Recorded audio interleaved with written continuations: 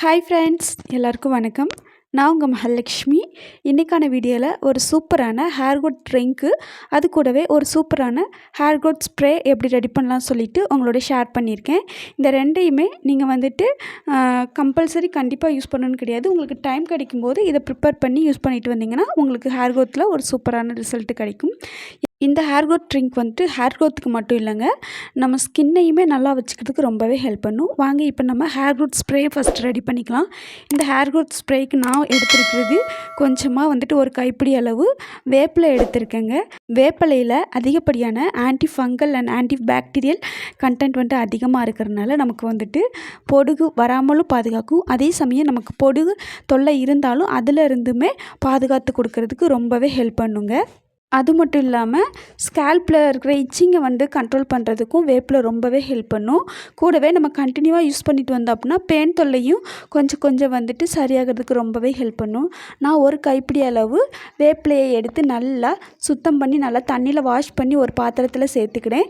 நான் இது கூடவே வந்துட்டு கொஞ்சமாக வந்துட்டு ரோஸ்மெரி லீவ்ஸ் வந்து சேர்த்துக்க போகிறேன்.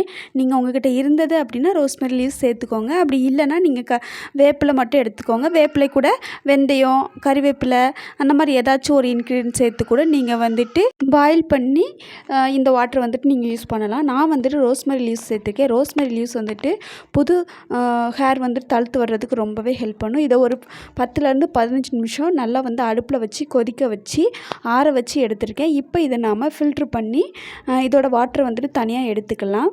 உங்களுக்கு ஹேர் மாஸ்க் யூஸ் பண்ணால் ரொம்ப தலைவலிக்குது அப்படின்னா இந்த மாதிரி வாட்டர் கூட நீங்கள் வந்துட்டு ஹேர் மாஸ்க்கை யூஸ் பண்ணலாம்.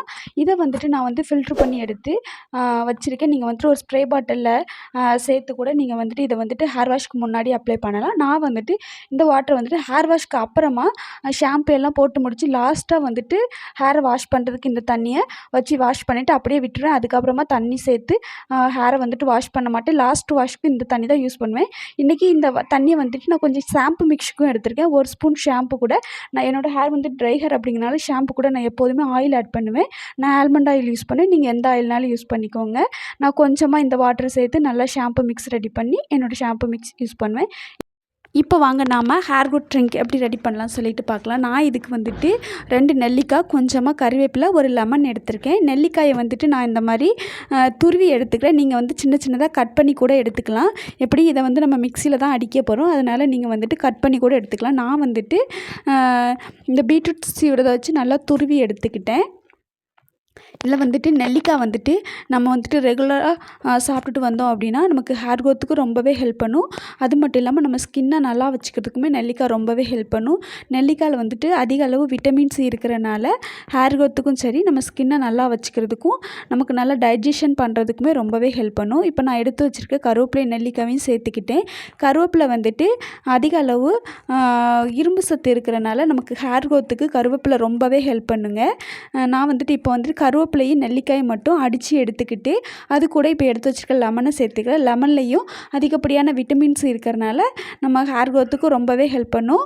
நம்ம ஸ்கின்னை நல்லா வச்சுக்கிறதுக்குமே ரொம்பவே ஹெல்ப் பண்ணுங்க. இப்போ இதை வந்துட்டு ஒரு வடிகட்டி வச்சு நல்லா வடிகட்டி எடுத்துக்கலாம்.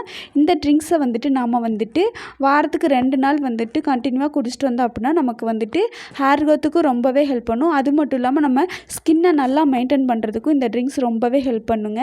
நான் ஃபஸ்ட் டைம் வந்துட்டு ஃபில்ட்ரு பண்ணாமல் குடித்தேன். அது வந்துட்டு இந்த திப்பியாக இருக்கனால குடிக்கிறது ரொம்பவே கஷ்டமாக இருந்துச்சு. அதுக்கப்புறமா அதை வந்துட்டு நான் வந்து ஃபில்ட்ரு பண்ணி எடுத்துக்கிட்டேன். ஃபில்ட்ரு பண்ணி குடித்தப்போ எதுவும் தெரில.